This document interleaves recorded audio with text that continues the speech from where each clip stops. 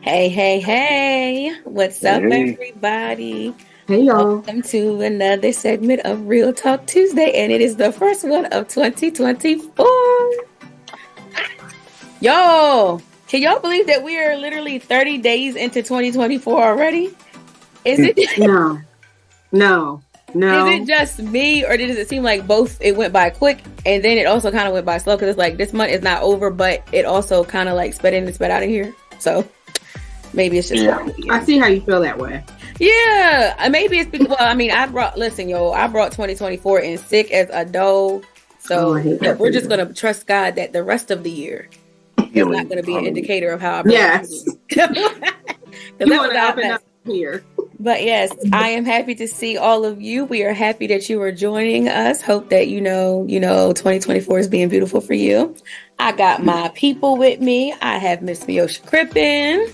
Hey y'all. I have Reverend Brandon Gale. And I have Reverend Kenneth Watson. Brianna could not join us tonight. She is doing her scholarly duties, and we are pushing her and rooting for her, and we miss her and we love her, and we look forward to her being with us next month. So, guys, it's like I said, it's the first of the year, and obviously, people are making their New Year's resolutions, and they're making their New Year's declarations, and they're making their New Year's this, and they're making their New Year's that. But one thing I realize that people don't do is they're not as intentional about their kinships. So we wanted to talk a little bit about the importance of having the right people around you. Because these people are what I mean by the right people around you, I'm not talking about the people that you work with, because you can't help the people that you work with for the most part. They're your coworkers. They're not in your close circle. But I'm talking about the people who you are in close fellowship and kinship with.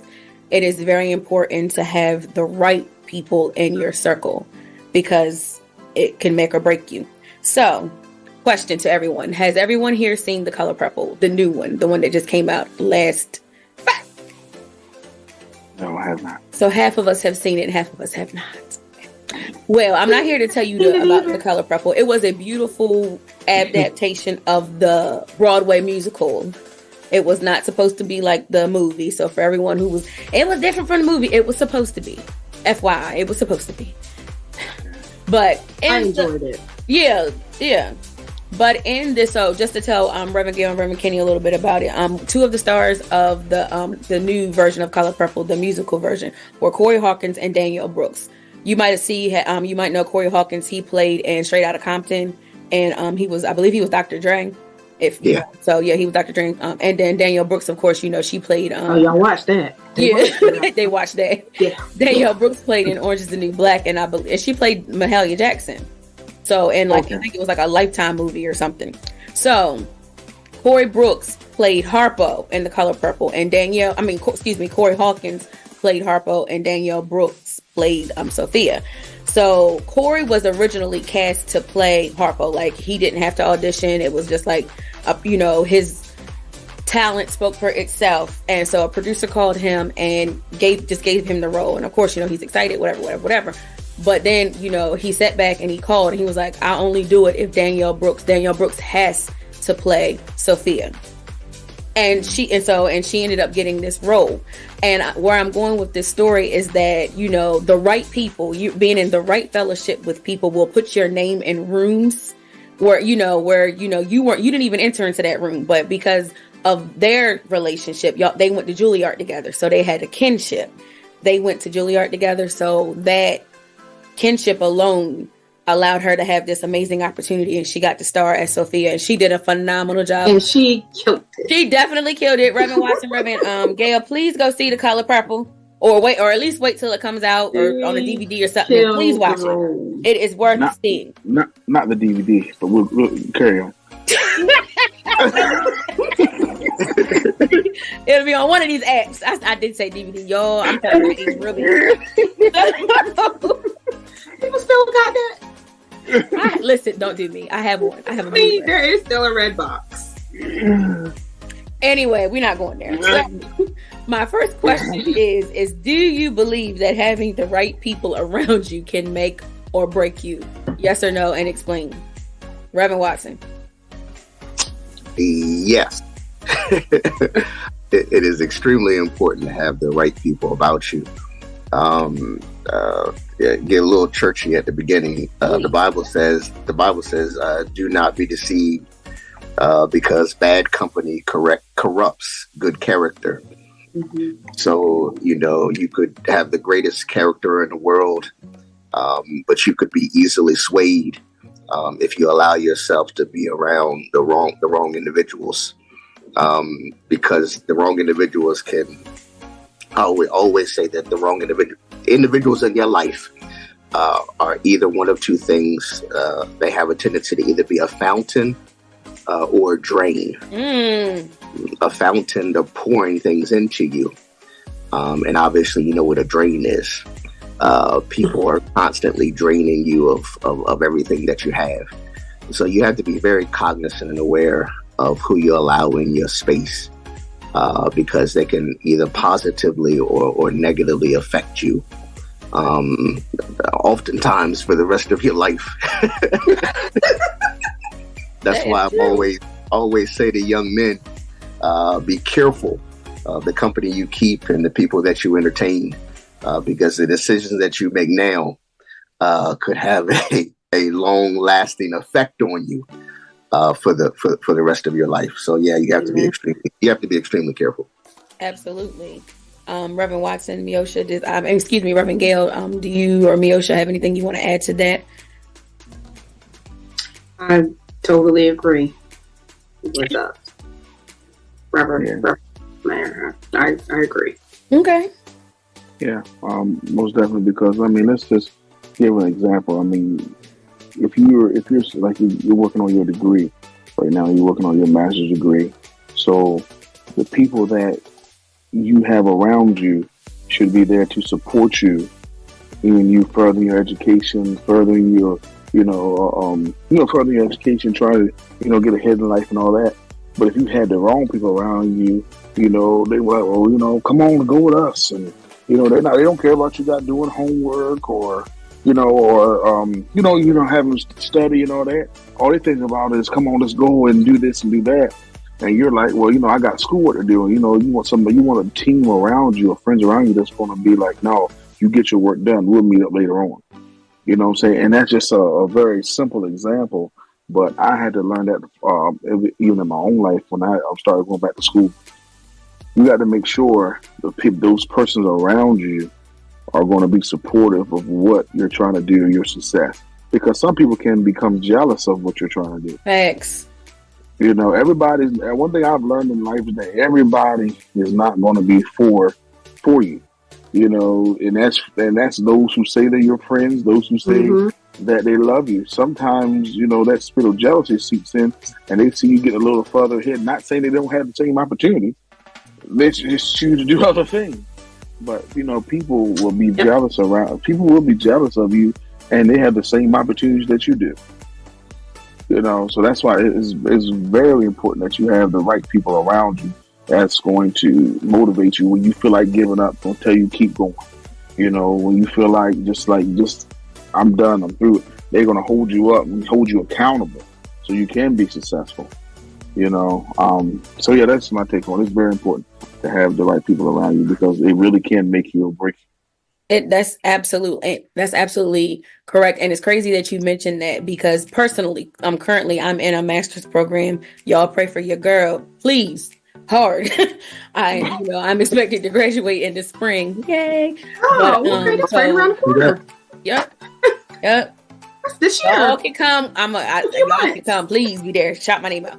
But prime example of that is one of my I was out having dinner with a friend, and one of my homegirls was like, all right, so you only can be out here until 7 because you got to go home because you have an assignment to do. So when 7 o'clock came, and she was like, all right, what you still doing here? Go home. She said, and I'm gonna call you when you get. I know how long it takes you to get to your house because I've been there. She was like, so I know it's only gonna take you 7 to 8, 9 minutes to get home, and it's gonna take you another couple of seconds to get yourself set up. I'll make sure you're home, and I need you to video chat me when you're home.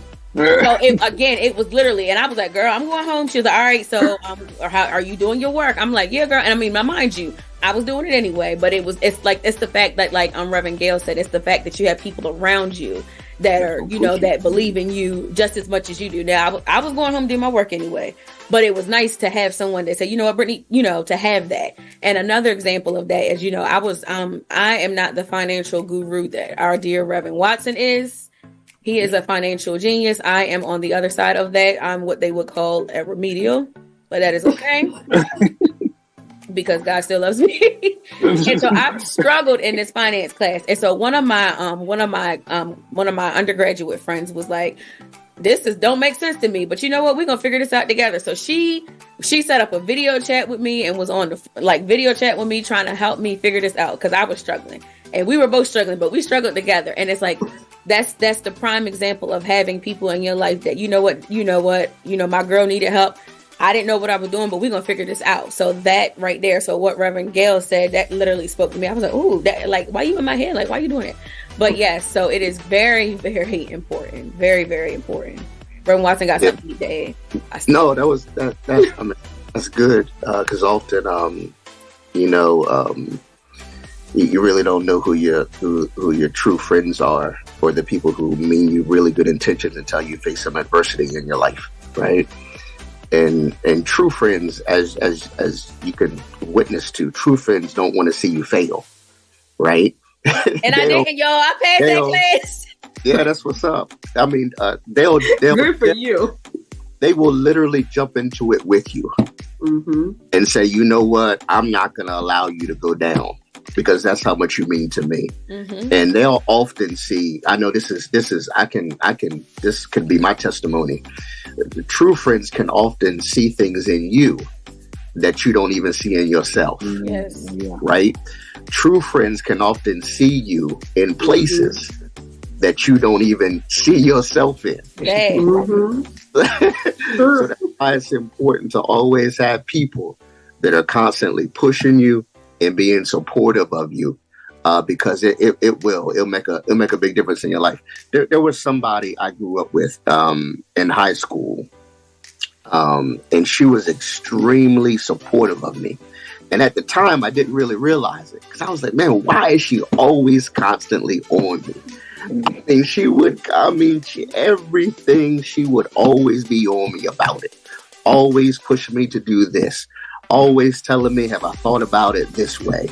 And I didn't appreciate it then, but I can appreciate it now because I can often, even now, sometimes I can hear her little voice in my ear saying, you can do better. There's always better for yourself. Don't settle for less. So yeah, I mean, this is a great topic tonight because it's extremely important to have the right people around you. It is. And to piggyback off what you said, Reverend Gail, your wife is famous for this with me. Me and her be on the phone and she'll be like, Brittany, you should do this. Such and such, such and such. You should start a makeup blog. Or like last night. So the other night I cooked dinner and Reverend Gail and his wife were with me and, whatever. And then she out of nowhere, Brittany, you should do a food blog. And it's, little things like that. And I'd be like, girl, you were so irky. Like, she like being irky, but it's not that she's being irky. It's just that she sees things in me that I could be doing that I like. She like, girl, you know how much money them people make? Them people making money doing this. So she sees that in me. I don't even pay it no attention. So that's the like.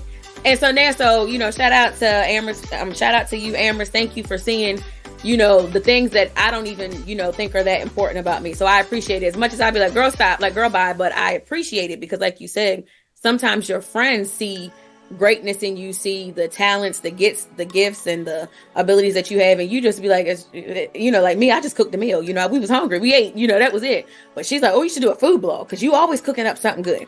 So it's like, it's like allowing your gifts to make room for you. And I feel like I can speak for me. I have to do better about that. So I'm thankful for people who see even the little things that I do, the little things that I can do that I could, make room for me in this big world and do something amazing with them. So yes, but like Reverend Watson said, this is a great topic because I think that, like I said, we make our resolutions, but we rarely, some people just kind of fall into certain circles and it's just like, we're there and it's like, why am I not being blessed? It might be because of the people that you're around, because God can't take you here hanging around people who don't want to stay, that want to stay down here. There's a TikTok that's been going around of a group of friends. And in this group of friends, there was one girl that was promoted. She got like this top job in her, top position in her job, and everybody was out. Oh, girl, you did that. They went out to celebrate her, and then during the celebration, she went to the bathroom, and one of the girls in the group poisoned her drink. Mm-hmm. So nobody at the table said nothing, right? They saw what happened, and nobody at the table said nothing except for one person. One person went back to the girl and was like, don't drink that, because she did something to it. So, of course, the girl comes back to the table and she's like, did you do something to my drink? No. And nobody else said nothing but that one girl. So then finally the girl was like, well, you know what? If you didn't do nothing to it, you drink it. You drink it. And so the girl didn't drink it. So it let her know. So like Reverend Gail said, people are jealous of you. They don't care if you're doing good. They just don't want you doing better than them. And it is important to have friends that are, will go against all outs for you, because what if that one girl didn't say anything? That woman could be dead right now. So, that's just, my take on it. So yes. So moving on to our next question. Call it secret animosity.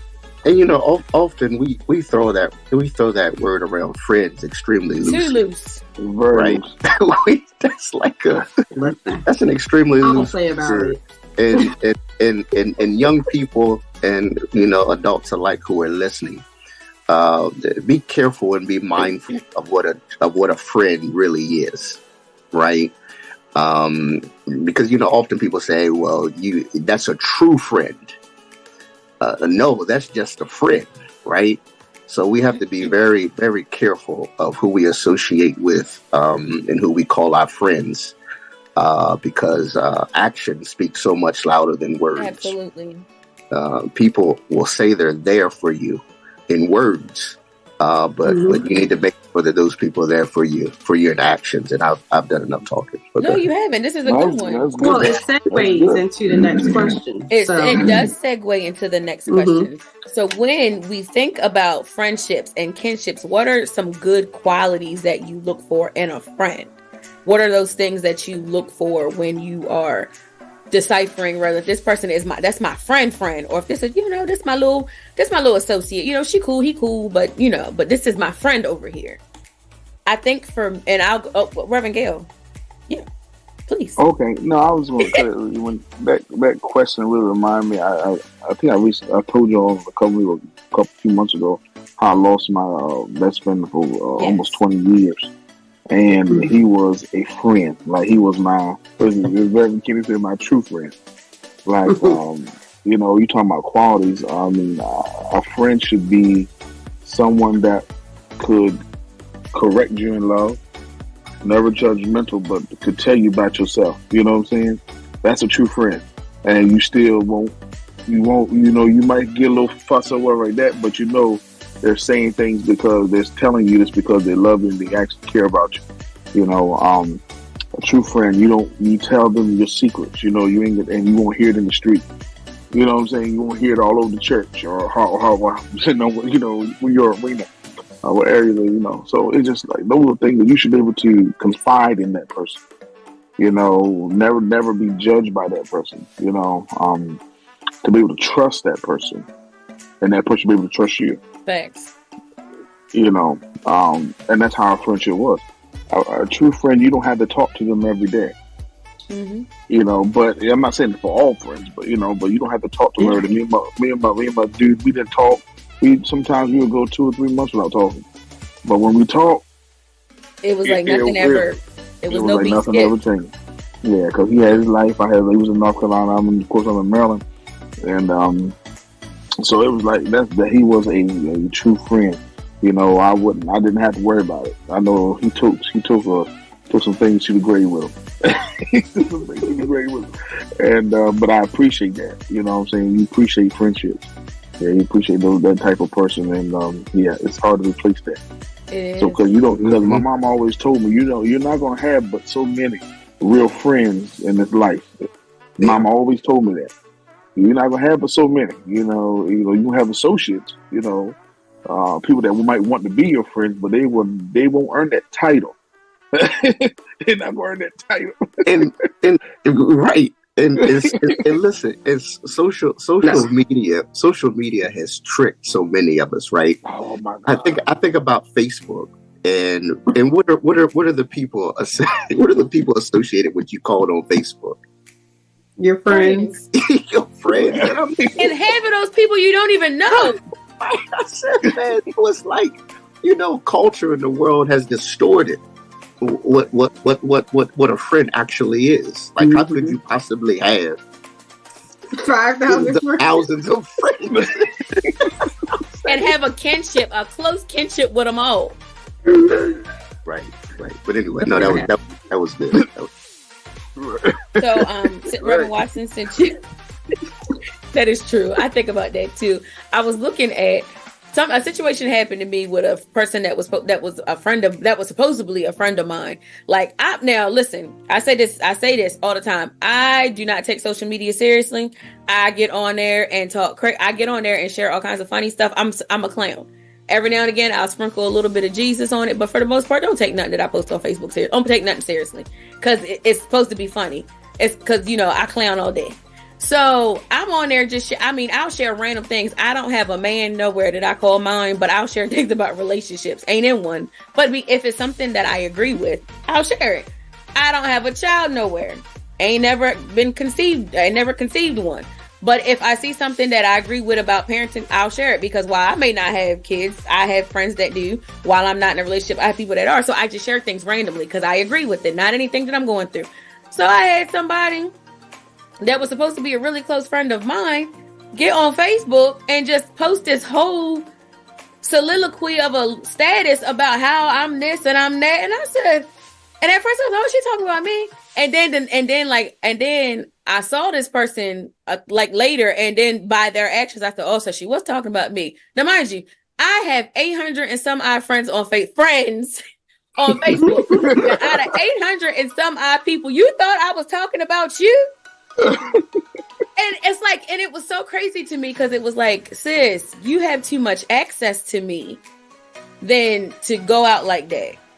You know where I work, you know where I worship, you know where I'm probably going to be at any given time of the week, because I'm going to go here this day, or I'm going to go here on that day. You have all kinds of contact to me for you to just get on Facebook and rant and rave. So now it's like, yeah, I don't need that kind of energy, because when instead of getting on Facebook, using Facebook as a diary or as a venting, you could have just called me. And I would have told you, girl, no, it's Christmas time. I always get really weird around Christmas because I get sad. So I have to do extra stuff or, separate myself in order to be happy. But instead of that, now it's like I say this all the time, when you lose a person like me, you lost somebody, because I am that friend. I'm that friend you can call at 3:00 in the morning. I might not answer the first time because I didn't hear it. But if you call me back again, something's going to wake me up. The Lord's going to wake me up, and I'm there for you. I'm that multifaceted friend. We can go to church. We can go to a museum. We can go do whatever anything. So I'm that person. I'm that person that, as Reverend Gail said, constructively criticize you. I'm not going to ever embarrass you in public, but and you're going to be wrong in public, and you right in public. But behind closed doors, girl, you was terrible. That was terrible. You was wrong for that. Because I love you, but I wasn't going to embarrass you in front of them people. But this is you and I talking.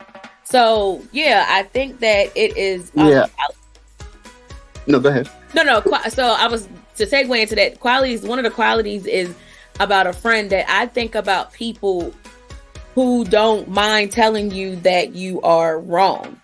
Because I think we have gotten away from that. And that was our next question, but I think I segued into it. But we've gotten away from being able to say, honey, you are wrong. I love you, care about you. You're my friend, but you are wrong. And I want those type of people around me, because you don't always know. You could be doing something and it's like, oh, wait a minute.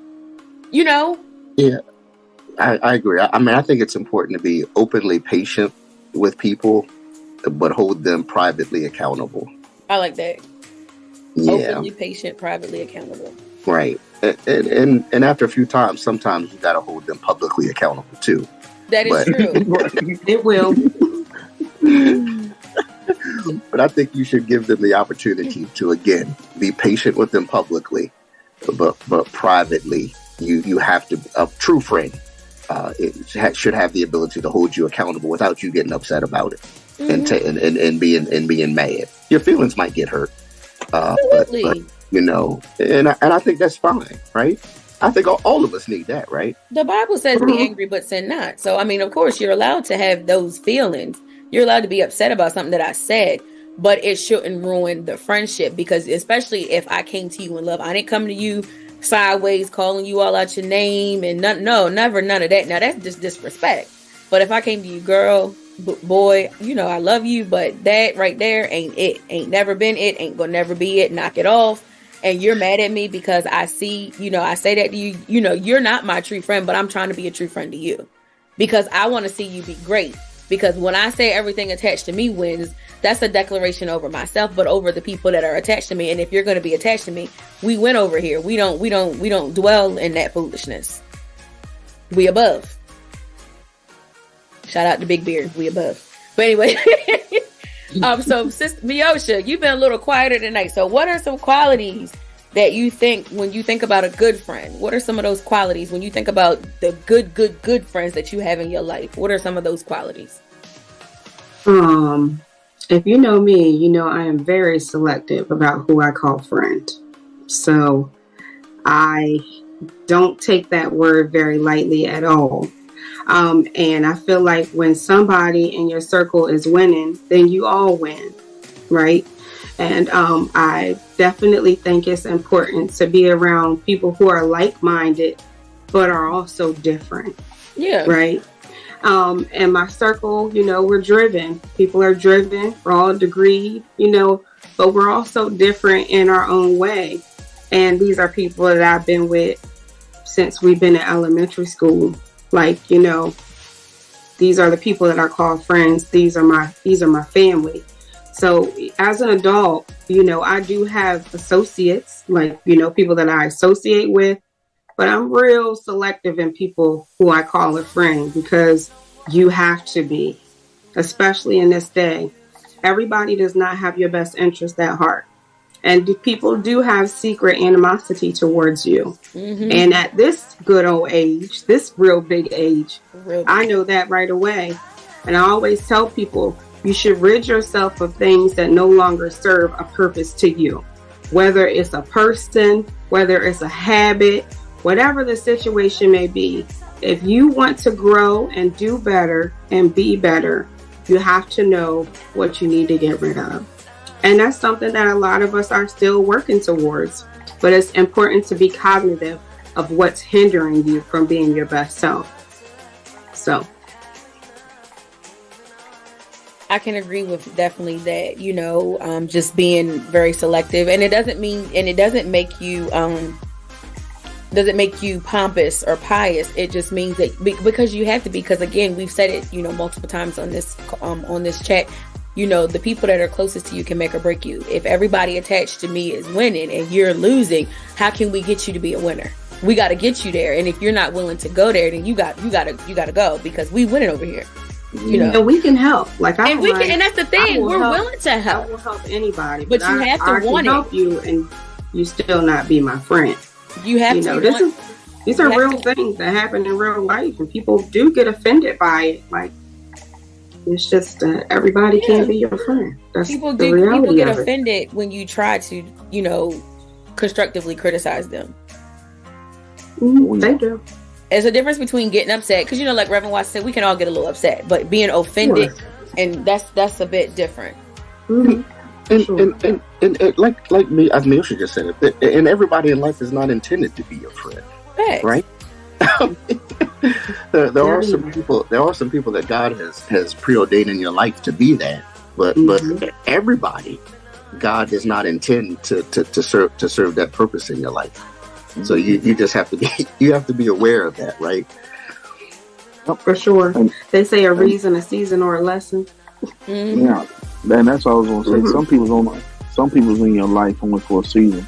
I can look back over my life, and I can see how God strategically placed people in my life for certain seasons of my life. And when that season was over, it was like they didn't vanish, but it was no longer the closeness. Mm-hmm. It wasn't no strain or anything like that. No love lost. No love lost. It was just It was just there for a certain time in my life, to be there, to get me through that part of my life. And then it's like it's still love there, but it's just not the closest. Is not there anymore. Yeah. As far as and that's fine. It's fine. And what's interesting, we always, a lot of times people, and I completely agree with you, Reverend Gail, but a lot of people will be like, well, I've outgrown them. That's why they're no longer in my life. Well, the reality is some people outgrow you. That is true. and you have to also be okay with that, right? Absolutely. Right. You gotta be okay. You gotta be okay with both of them. That is exactly right. And we talk a lot about accountability and being accountable, especially, in work. And I'm training new hires, and that's one of the things that I definitely try to drive home is about being accountable.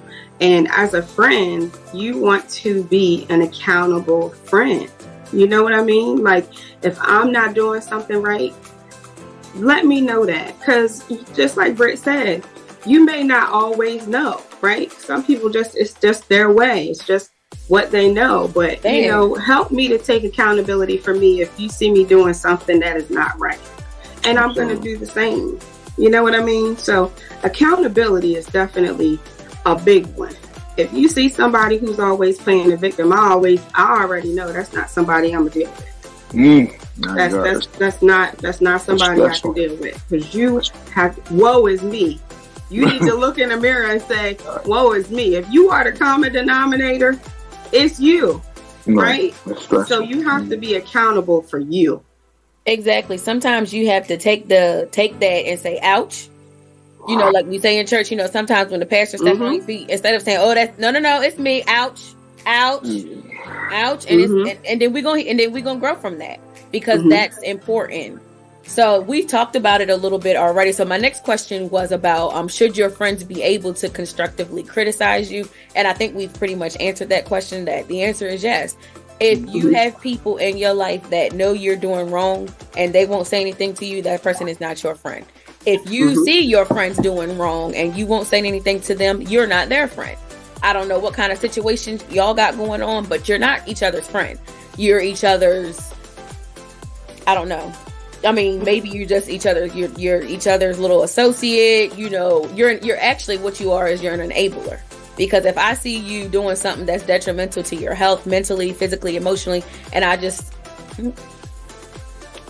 your friend. I don't care about you. Because if I care about you, it's, hey girl, hey, no, or something like that. So I think we've answered that question. Does anybody have anything they want to add to that about the constructive criticism of, can we constructively criticize our friends? I just want to add.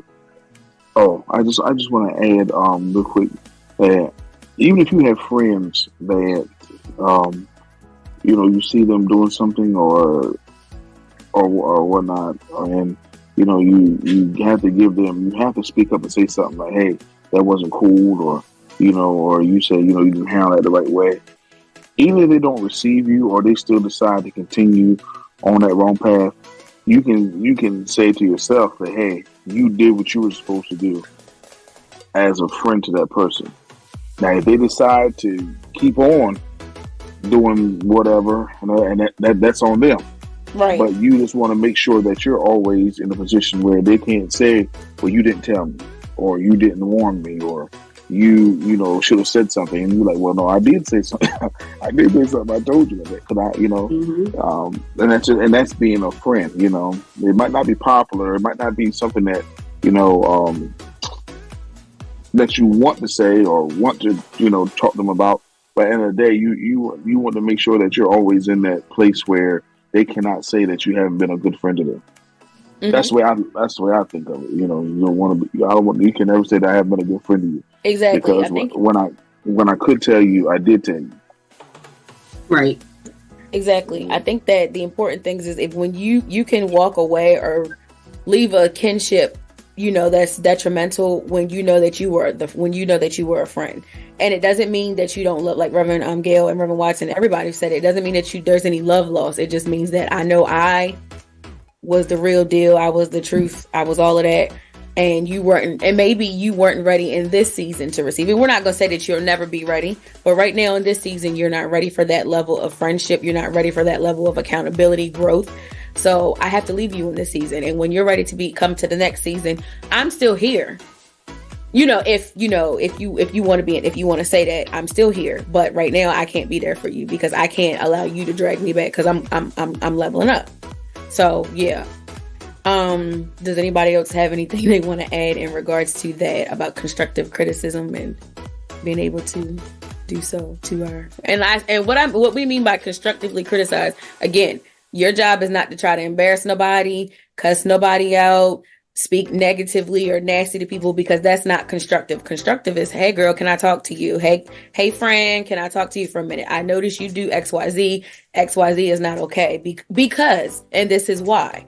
And as believers, we should have a little bit of God in us to be able to, breathe some gospel into that situation.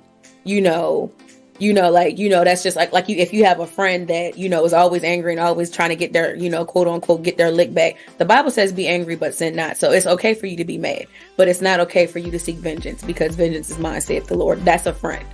That's the conversation you have. You don't gotta, girl, you don't have to be nasty or negative, but you can be constructive. You can be critical. You can be tactful, and you can, and say what you have to say and then leave it alone. You don't gotta argue with people. And if it turns into an argument, that's when you say, no. I said what I said.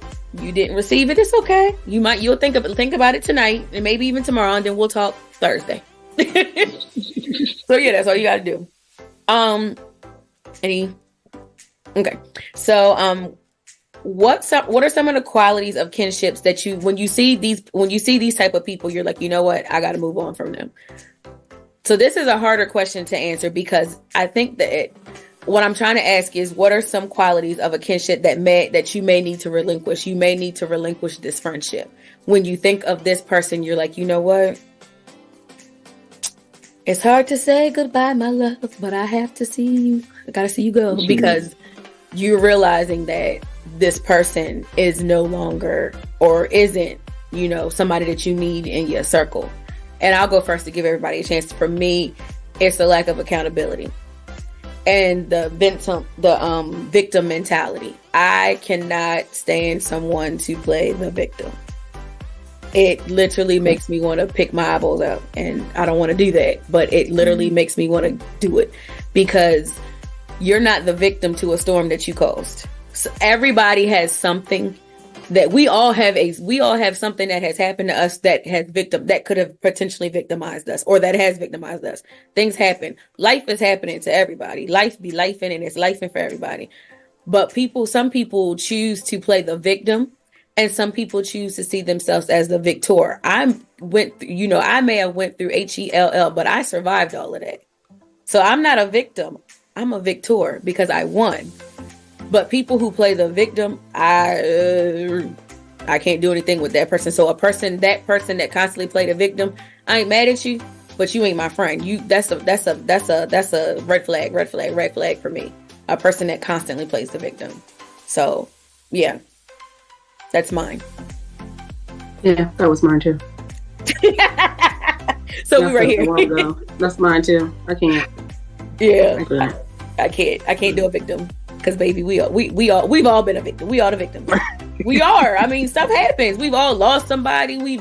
People have lost jobs. People have lost this. We've all been a victim. You don't get to play it no more than I do, and I ain't playing it because I survived, and I'm still alive, and I'm living. So let's move on. We took our lick. Let's keep on ticking. Reverend Gail. Well, I definitely don't like people to play victim. I definitely don't like that. But for me, I think, well, not. I don't think I know. If you're in a friendship with somebody and you realize, if it even gets that far as a friendship, you realize they have loose lips, like. They talk too much. They talk too much. You start hearing, things you may have said throughout the groups that you may have hang with. From now, it don't even have to be friends; it could be associates. I've had that situation happen to me, and then I ain't necessarily things that I say that's bad. But I'll just things you just said, and they repeat it. Because if I can't trust you to hold all, for me, it's a test, almost like a test run. If we're in a circle, and or we're in a group of people that we hang out with, but me and you having to become close, talk more and whatnot, and I might just say something just to test you, see if I'm here again. People got loose lips, and the world is real, real small. Right, and circles are even smaller. That's why you definitely got to be conscious of what you say, because baby, you gotta be able to stand on everything you say. That's the thing. Come back around. I was gonna say that, like, that's the reason why now, at my big age, I had to be the type of person that if I'm gonna say it, I'm gonna say I'll be able to say it 1,000 more times, because you gotta be that, because like you said, you'll hear it. And the thing about it is I didn't say that, but this is what I said, because I'm like Nene, I said what I said, and that ain't what I said, but this is it. So you gotta be able to stand on it. But I'm like Reverend Gail says, I mean, we're having a conversation, and you're just like, because some things it's not even about the actual privacy of it. It's just the fact that I was talking to you. I wasn't talking to 20 other people. I was talking to you. And if I wanted everybody to know, I would have put it on Facebook. Facts, like everybody else does. You know what I'm saying? Yeah. Like, it would be on Facebook. Like and it don't even have to be no big, nothing crazy. It's just that, why are you going back and repeating things that I'm saying? Like, what? Yeah, that's what I'm saying. So and then that's been the last conversation I've had with him. Exactly. So, I mean, I don't know. Yeah, I don't like that, but I definitely, you got to hold. A friend should be. You have to hold them to. They have to be accountable for their actions. They have to be. Like I said, that playing the victim. I think that's like the main thing. Right. That you got to hold. You got to be able to hold yourself. If you messed up, you messed up. And just say that, right? Just say it. I messed up. To hold you 3 words. People hate saying that. Yeah, and I should hold you. It's worse than I'm sorry. I'm sorry, it's my bad. Players mess up. I'm sorry. Well, just and be able to apologize. Be able to look. I'm sorry. I'm sorry. Yeah, that's it. Or I was wrong. That's another 3 words. I was wrong. I was wrong. But you were wrong. So we have victim playing. We don't like. We want lack of accountability. Loose lips. Reverend Watson. What else we got? I got a bunch of them. Let's go. Make them rain. Yeah, I'm struggling to find those. I got a bunch of them, but I just give you a couple. Some have been said. People who are just constantly negative. Negativity.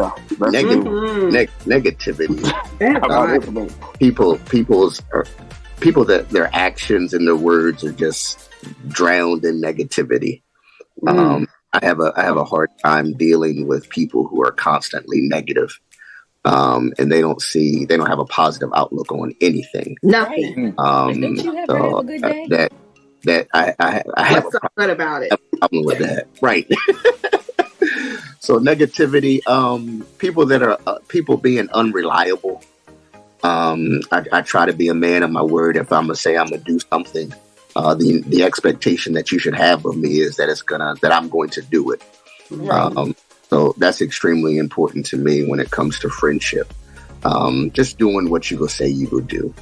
Mm-hmm. That's a good one. Reverend Gail talked about loose lips. I guess that's the same thing of you want people in your life that you can trust, right? Mm-hmm. I don't want the only time I can trust you is when I'm around you. Right. my trust in you is measured exactly when I'm not around you. When I'm not around. I'm not with you. Right. That's because I'm gonna find out. I am going to always find out. I'm gonna find out. Right. I am Inspector Gadget. I'm gonna find it. You obviously. I'm not even gonna go looking for it, but right. I'm gonna find out. So those are mine. I not be around people that are negative. Make sure you find people that are reliable.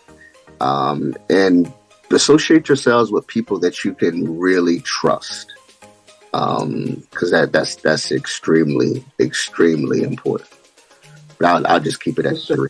Okay, those are good. I think those are all good. I mean, and they're, I mean, I think we all had good ones. Those are, qualities that when you see those, so just FYI, these are qualities that when you see these qualities in people, you might need to the left that person, because they're not the type of people that you want to be around. You want to be around reliable people.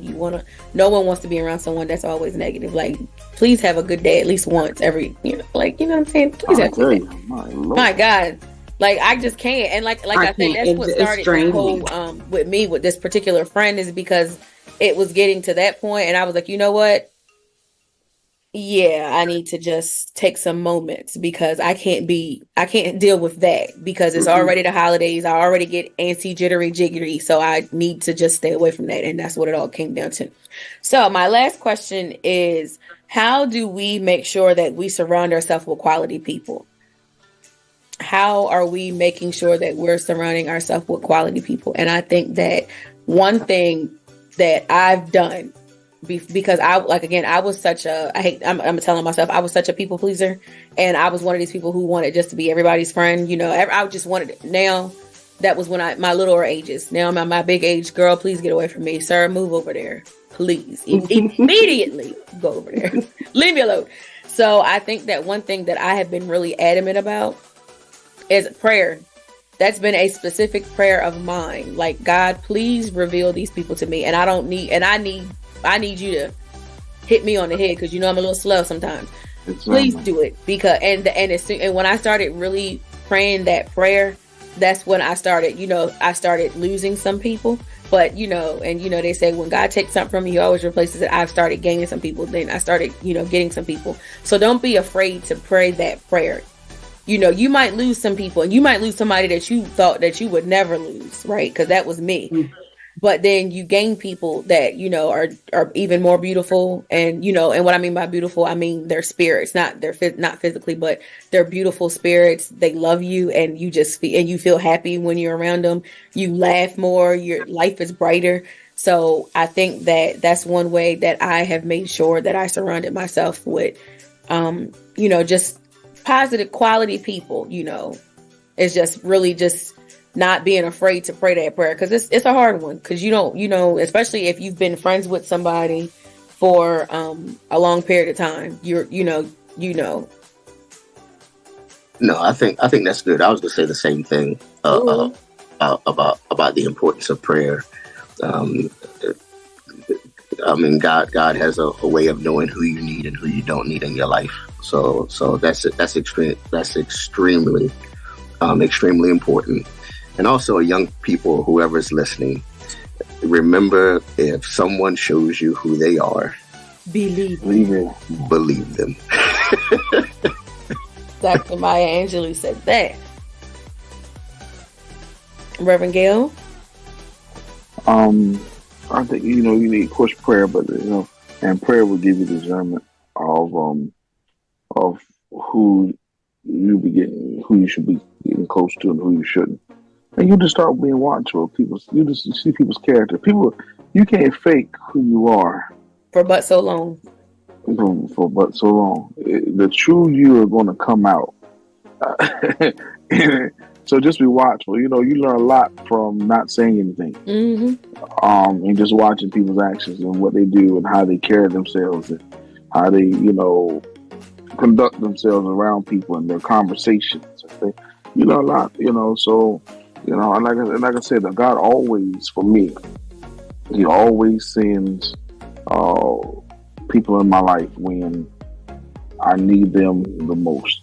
Those relationships. Not all of them are where we're close, but some are. And then, then again, there's some where, it's only for a season.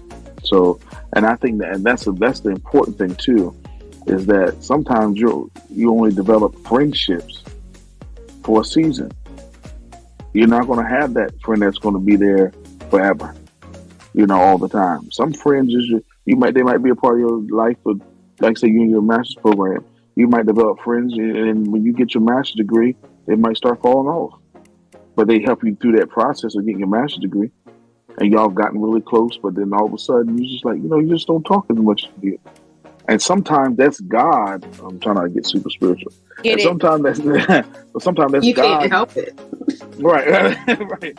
Sometimes that's God. Just like, okay, they serve their purpose for Brittany, or for Reverend Kenny, or for me. They serve their purpose. Now it's time for me to go and pull them back over here. It's the purpose for me, so it's time to pull them back over here. And when you see each other, say, hey, how you doing? It's no love lost. It's just that that season's over.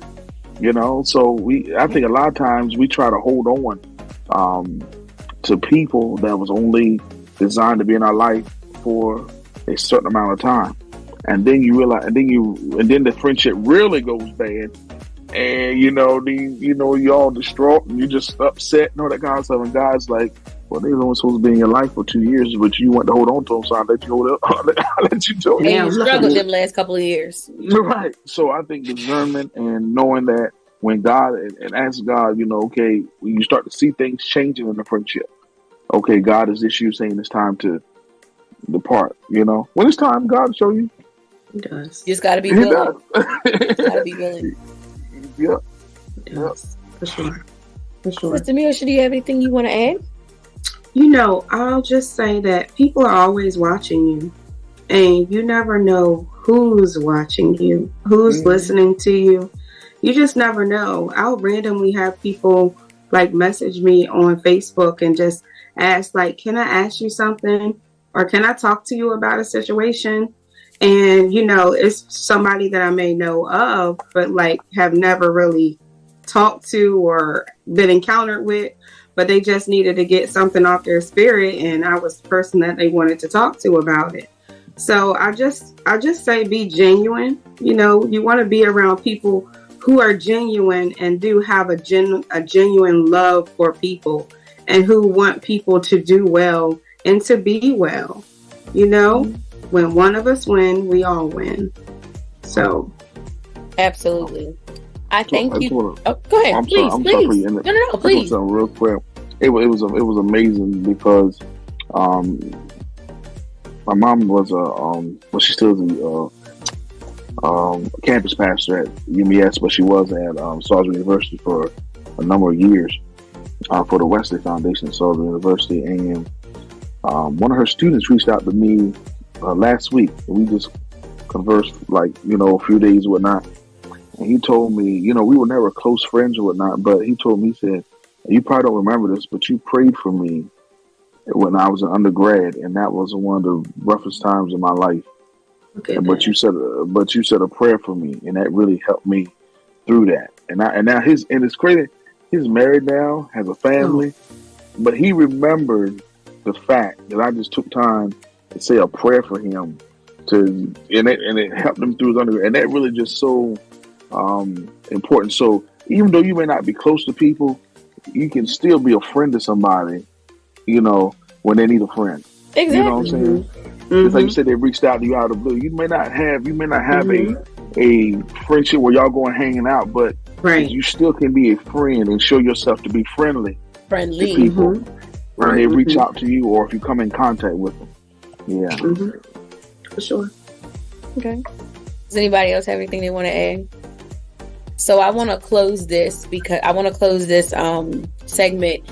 One of my favorite stories in the Bible is the story of Mark. Well, when it comes to friendship story in Mark 2, where it's the gift of a friend, where it's the man that's a paralytic and he's laying in the bed and he's waiting to be healed. And he had some friends that cared enough about him that they cut the roof off, the temple, and they lowered him down because they wanted to see their friend healed. So, and because of their faith, this man was healed. So, I say all of this by saying, surround yourself with people who want to see you healed, mentally healed, physically healed, spiritually healed. Surround yourself with people who want to see you win. As me has said all night, when one of us wins, we all win. And so I love that. I love that scripture. And I mean, we've heard it preached and taught so many times, and each time it does. That's one of the ones that always sits with me. because it's important to have the right people around you, because that man had been laying there. Yep. He had been laying there. And they literally went above and beyond. Above and beyond. Literally. To see him heat. We're going to get you in there. Don't worry. We're going to get you. We're going to get you. You got to have some gangster friends. That's a friend. That's willing to break the rules sometimes. We're going to get you through this room. We're going to drop you down here. But we're going to get you healed. We're going to get in there. We'll worry about the consequences later. Right. Okay? After we throw you through this roof, you might have some broken limbs. But he going to heal all that. All them people in there. But you're going to be healed, though. They have some scars. But I'm healed. Somebody going to fix it after they see what happened to you. You know. Y'all, we clown too much. I'm sick of us. So, it's our we wrapping it up, but it's our custom to have a rapid fire. This was a little rapid fire is a little bit different because Brittany is not a football fan, but oh Lord. Brittany's not a football fan, but this past Sunday, there was 2 really good games going on. Reverend Gail, I'm so sorry because I was with you for part of it, but it was terrible. Yeah. Oh. So Reverend Kenny is smiling because he is a 49ers fan. Thumbs down. So him team is going to the Super Bowl, y'all. Again. Him team, as Riley would say, him team. Reverend Gail, your team not so much. Or me and Miosha. Oh. I'm here for the Super Bowl because Usher's performing, so I just want to throw that out there. Yes. But that's my take on it. I saw him last year. Usher's gonna perform, and I know that man's gonna put on a performance. Can't wait. We're not going to that. So my question to you is: we're doing Super Bowl predictions because I just want to see. I mean, I know there's some biased opinions on the call on the phone, but I want to see our Super Bowl. Miosha, the bombastic side eye is giving. I need some Super Bowl predictions because it's a treat on the line. So who's winning the Super Bowl, Reverend Kenny? For the 49ers, of course. Reverend Kenny's a 49ers fan, y'all. So yes. You want me to give the score or we just doing the team? I mean, if you're feeling that froggy, go ahead and leak, friend. I ain't feeling that froggy.